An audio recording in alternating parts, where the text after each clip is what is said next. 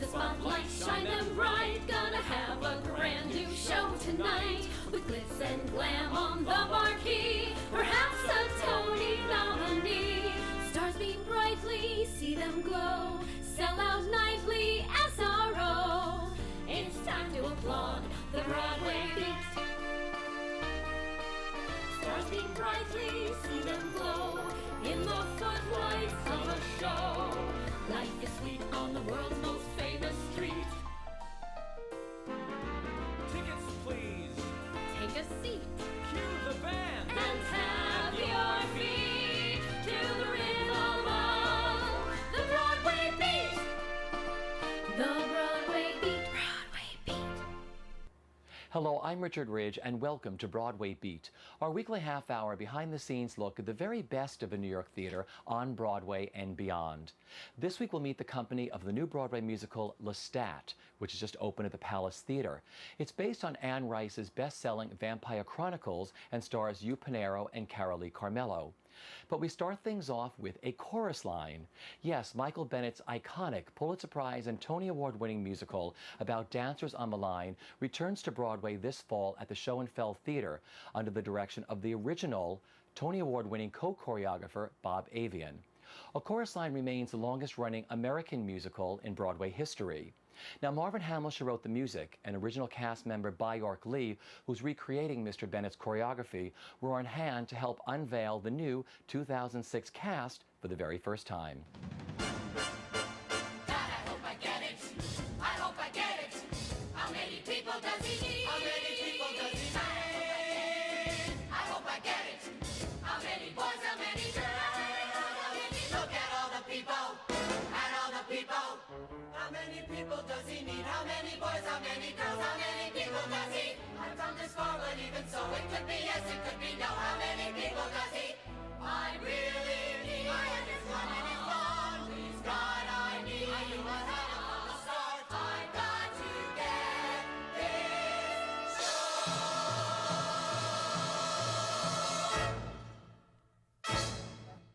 No, it's very exciting. I can't tell you. Bringing it back, I didn't know how I was going to feel about it until the first dancer walked in the room to that first audition, and all of a sudden my heart started pounding again, and it became very exciting. And they're so much better now, these kids. They get stronger every year.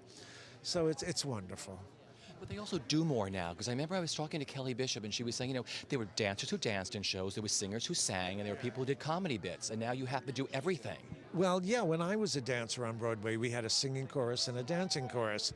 But the economics are so different now that producers, and they can't do it. One chorus has to do everything now. You have to be the singing and the dancing chorus. And that's the nature of the business. Yeah. So I know you came out of semi-retirement to do this. What finally made you say yes? John Brillio said, "Bob, you're doing this show." And I went, "Oh, okay."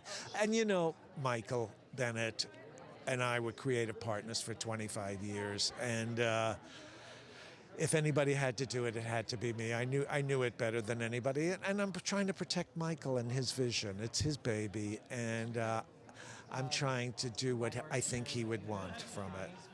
And talk about what this will mean to a new generation of people who never heard of the show. Like none of us knew it early on, but we were all, what that means to you for the new audiences that are going to see this show for the very first time. Right. The new generation, they will probably relate to the basic emotions of acceptance and rejection. That's what the heart of the play is. There are many references in the play that pertain to 1975 that they may not understand, but that doesn't matter, because what matters is the basic, will I get the job, will I be accepted, will I not? We were considering, should we change the references, should we update it? But you don't fool around with Pulitzer Prize winning material. And if they don't understand that, that's fine too. You don't change classic theater. The best part of this journey for you so far to this point has been what? The casting and the audition room. Because watching what the dancer goes through when they lay their soul on the line. Like I said, I was a dancer.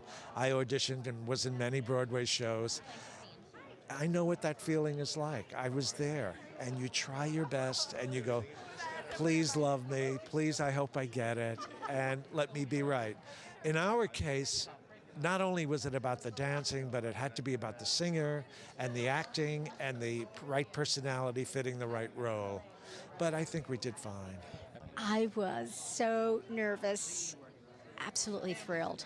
I've been waiting for this for 15 years, and I finally, and I said to our musical director, and I'm sitting in the first row. Usually I'm backstage going, blah, blah, blah, blah, blah, but I'm sitting in the first row, and Connie comes out, my character, and I said, so proud of her, and I'm just so happy and thrilled that I'm involved, and it's going to be wonderful.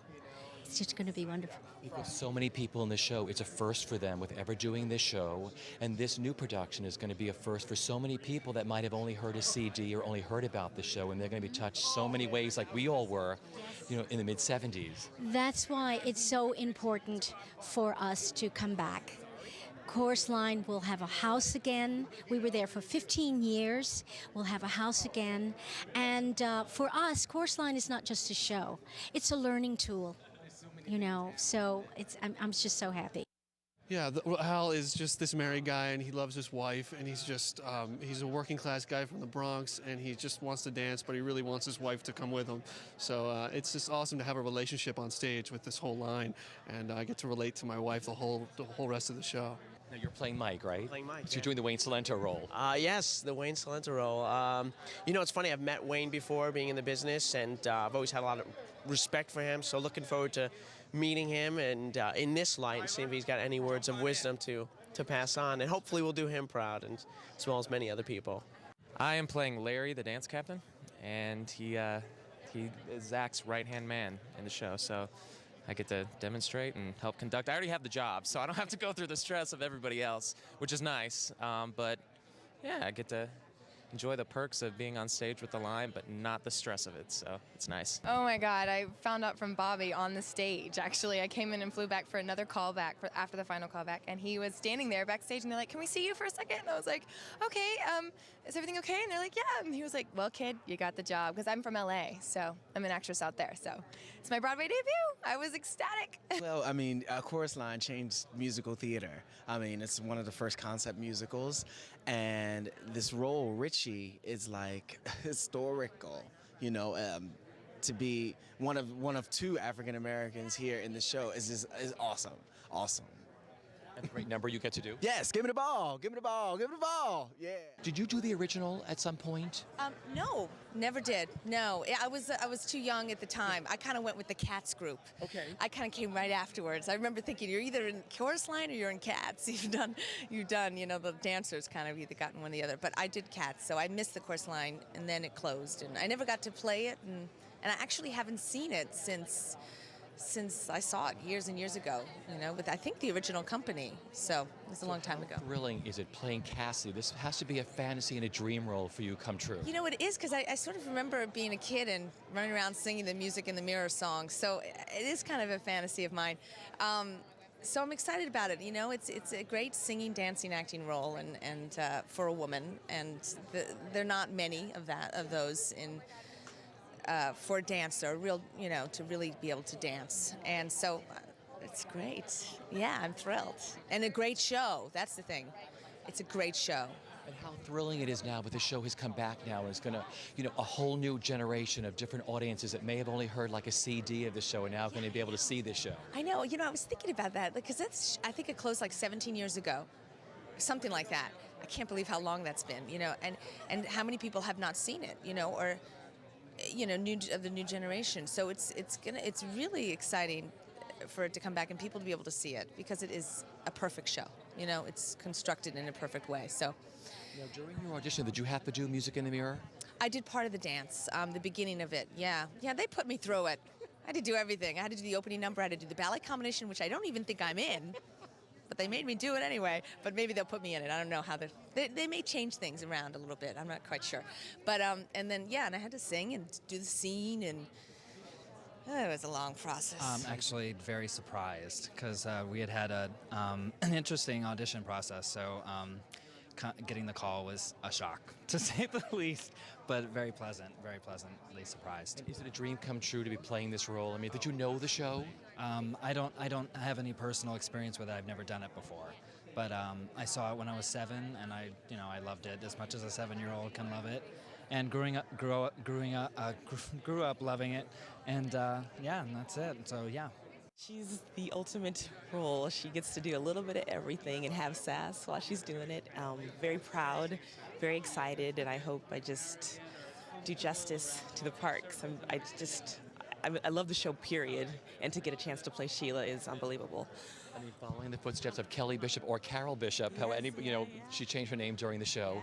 How did you find out that you got it? They called my agent and just told me. We had an audition shortly after Cheetah's show closed, actually the day after, and a call back the following day, and they told me by about 1:30 or so in the afternoon. So it was one of those days where you're like, what? Oh, it's happening, it's happening.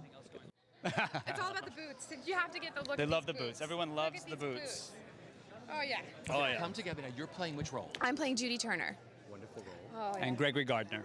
Okay, so tell me, has this been a fantasy for the two of you? I mean, Chorus Line, I'm like millions of fans out there. This is one of those first shows that I saw that everybody fell in love with, the original first time around. Were you ever able to see any incarnation of the Broadway production before it closed? I have never seen any production. I've never seen the movie. I've never auditioned for it before. So I was a complete newbie. Never seen it. So I'm going to Lincoln Center soon, and I'm going to see it. But no, the first time I ever read the play was actually after I'd been given the role. So it's really touched my heart, reading all the books, Bjork's book, On the Line, the creation, everything is so fantastic because now I know a little bit without having a preconceived notion of what the show's supposed to be, what these people went through. So it's good to take the experience and come into this with experience base, not like what I've seen visually. So. And to have been cast, not really knowing going in as a carbon copy of somebody, of just what you brought to it on your own, which is really thrilling. Now tell me your story. I think it literally was the first Broadway commercial I'd ever seen. It was the national tour. I was in New Orleans. I was in high school, maybe a little younger, and I saw the tour, the national tour. The first national, I believe, was out. Maybe the second national. I don't know. I'm not sure what the years are. But then I came to New York, and I saw '83. I saw Broadway, and I think I saw it again in like '87 or '88. So how thrilling is this when you got the call saying you've got this job? Oh, it's kind of weird. It's amazing. I mean, I did this job. I've done this part, and I've done it a long time ago. And to get to do it on the Broadway revival is crazy. I literally remember sitting in the seat watching the show and just knowing, I'm like, I'm going to do that. I knew I was going to do it. So, and it's weird that I'm getting to do it. Playing Mark Anthony, really. So how thrilling are you? I mean, did you know the show before? I did know the show before. I did it in Pittsburgh, and. But to be doing it now on Broadway in the first revival since it closed, how does that make you feel? Incredible. We all met yesterday, and it was just an instant bond. Like, we all really get along. So I think that we're going to work really well as a team. Yes, I do. I mean, I know of it. I know the music, and my mother actually portrayed BB back in the day. She was in the national and international tours. So did you know Bob Avion then? I didn't, but my mother is a huge fan of his and worked with Bjork. Bjork taught my mom the show, and so it's sort of in the family, a little bit of a legacy. I'm playing Don Kerr. He is kind of the, he's the all-American guy, kind of a jock, very athletic, trying to decide if he wants to stay in this business or not. Probably in his, 30s, thinking whether or not he wants to continue dancing and pursue a theater career. He's had a long road to get to where he is. As it says in the script, he was lying about his age so he could strip joints. So, this show is amazing. You don't really have to do, it relieves you of the obligation to act. You don't really have to do anything because of the way that it is. And walking up to the line was just, everybody was just, you feel so much welling up inside of you. Today, being a part of this right now is just amazing for me. It's a great production with so much substance. It's an amazing part, like you say. And also, I'm a Hawaii boy. I'm from Hawaii. And Tommy Aguilar, who was one of the Pauls, he was a replacement and originated it in London and won an award for it. And he sort of encouraged me to audition for a production of Les Mis that was coming through Honolulu.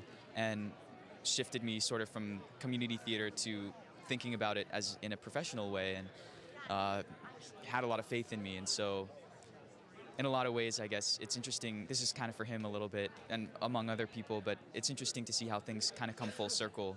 It is surreal. And you know, until yesterday, when the first time I actually put the full costume on, I didn't really understand. I mean, you couldn't, it's impossible. You can't really know. And then yesterday when we were planning what we're going to do today, and we heard the underscore vamp to 1, and everyone stepped into the line, hit their poses, I got this crazy, like, full body chill that just kept coming and coming and coming, and it wouldn't go away. And I turned, looked down the line, and half the line was sobbing. And, you know, I think it finally now, just in the last 24 hours, has suddenly dawned on us that we're about to open the Broadway revival of A Chorus Line. And just exactly what a chorus line is and what it means to people. And I looked out today, and, you know, as soon as the same thing happened today with the press. They heard the vamp, they saw the poses and the costumes, and, you know, there's some deep, like, visceral response to this show that I'm so proud to be a part of it. I really am. I'm very excited.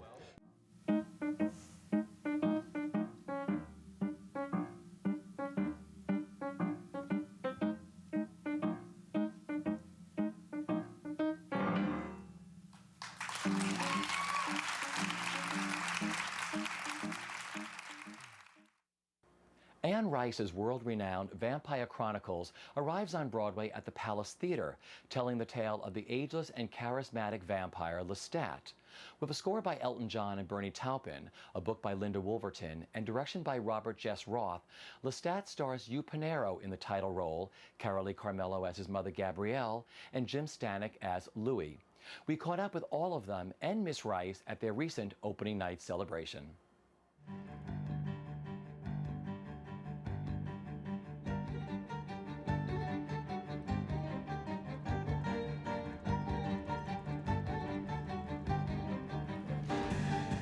I feel elated. I'm transported. I thought it was just magnificent. I loved it.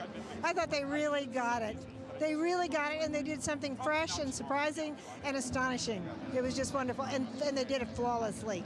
Now, this is a big dream of yours, wasn't this, to have your books turn into a musical? Well, eventually it was. I mean, it was really Elton and Bernie's idea long before I ever thought of it. You know, I really didn't know the theater. I mean, it took me years to get to New York. I had never even been here. And I was just swept away by the idea, but I didn't know how it was really going to look or feel. I didn't know how they were going to do it. I didn't know how they were going to save everything that was important to me and yet make something that was coherent and entertaining. And they did it.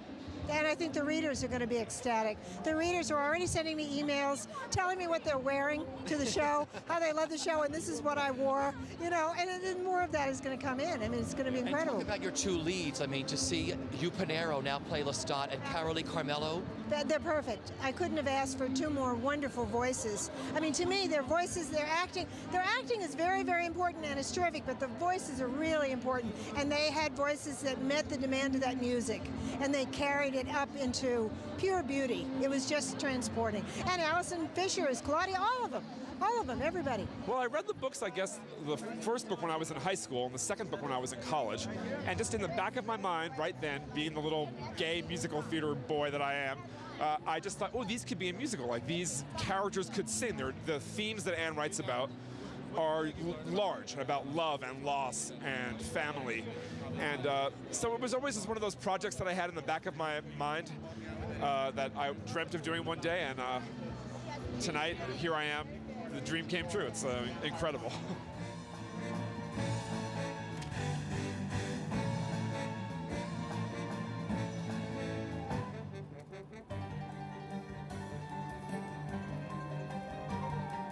Claudia is so out there, and I don't think I would ever have the courage to be anything like that off stage, but on stage I get to be that, and I think it's really cool. You know, it's nothing like me. I hope nobody thinks that. You know, she's so beautifully written in the book. You went back to read all the books? You know, I'm in the middle of reading them. At first I was like, maybe I shouldn't read them because I want to take on his perspective from people that haven't read the books that are coming to see the show. And you know, I really want to read the books because I hear they're fantastic, so I'm starting to read them now. I saw the movie, and yeah. Talk about playing opposite Hugh Pinero and Jim Stanek. Hugh is a heaven on earth, angel on earth. Jim Stanek is like my best friend, you know, because he's not in the first act. We're both in the second act, so we have time to like hang out backstage, and they're just the sweetest guys I've ever met. And I wouldn't want to work with anyone else. I'll tell you, the first thing about playing Louis is that you've got all this pressure because of all these Anne Rice fans out there, and you feel like the weight of the world is on your shoulders. I decided I'm just going to read the book so I could figure out how how I should be for all these people. I started to read the books, and Louis has a brother, not a wife and son. Louis bites Claudia and takes part in. We don't do that in the show. And the more I kept trying to pick up the books and read it, I thought, all right, this is not helping me at all because it's not the show we're doing. So I put them aside. And once we're all finished in about 5 years, I will pick up the books and I will reread them. I just hope that I took the text that we had, and I hope that I'm faithful to the character of Louis so that the fans, I hope I found the essence. You are, because Claudia told us the same thing, that she had not read the books either. Right, and I made sure, I based my show on her. I think Allison is wonderful, and she's amazing as Claudia, and Louis, his life begins, his afterlife begins and ends with Claudia, and that's how I go with my show. I look at her when she comes in, and that's where I take it. I take my inspiration from her. Tell me what the best part of this journey has been for you with working on it and now playing it. The best part of this journey? It's been a long one. I know, I was going to say there's been so much of it. The best part of this journey has been I've got a family now, and to be working and supporting them is the best part of it. I've been working now for 6 months as an actor, which is difficult to do, and I've got a third baby on the way coming soon, and that's the best part. And this group of people is incredible, so that's the other best part. And making a character like Louis come to life for the first time on stage is also incredible. And being here with you again. I haven't seen you since 1998, I think, or something like that.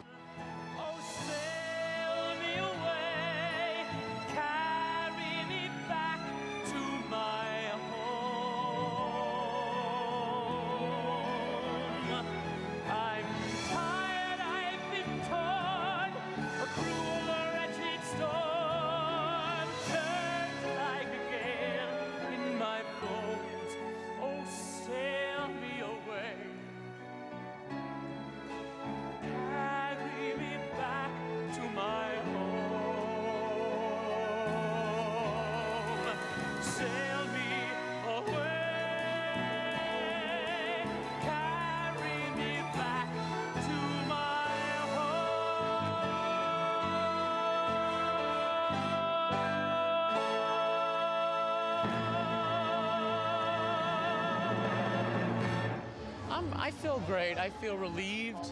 I feel like we've worked our butts off, and it's nice when you work very hard, and then the product that you come out with is great, and you feel proud of it. And you know, it's been a long road to get here. We went to San Francisco with it, and did a lot of changes to make things much better and clearer. And I feel like where we've come out is a show that is accessible to everyone, as opposed to maybe just the people that are the Anne Rice fans and have read the books. Because that was, I think, a trap we might have fallen into in earlier incarnations. But I feel like it's a clear story and an emotionally engaging story. As Bernie Taupin says, it's a non-vampire musical. It's really not about that at all. Anne Rice said she was so happy tonight. I mean, she's been happy all during this time period. But I got to speak with her opening night of San Francisco, and she kind of gave me her blessing, and that meant the world to me, more than anyone can. You know, to bring a character out of a book to life and have the author endorse you and say, you are everything that I wrote about. That meant the world to me. That's why I grabbed her on stage tonight. I think I scared her. I was like, I'm not going to bite you. Did you read the books before going into this whole thing? Okay. I read, number one, I read the books when they first came out. I love the books. I love vampires. I love all of that stuff. And but before I started rehearsal, I read everything over again. And I'm not going to lie, it's kind of my like little Bible. I go back, if I'm having trouble or questions with a moment, I go back to the book. And even if it's a departure from the book, you can still gain a lot of the backstory from the book.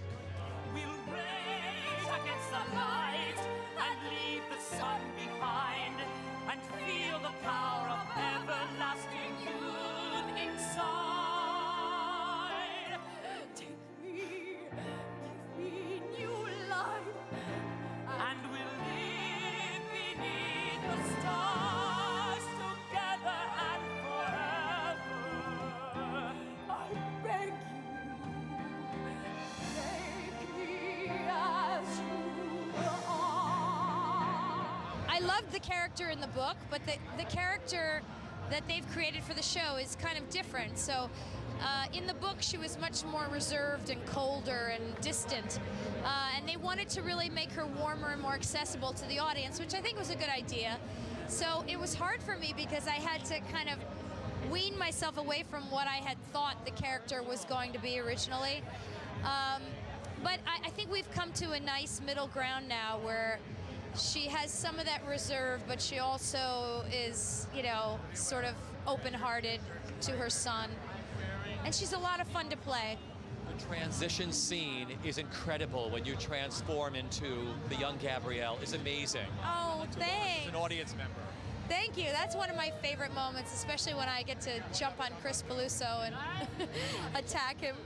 This great score that you get to sing. You have so many beautiful numbers that Elton and Bernie have written for you. Thank you.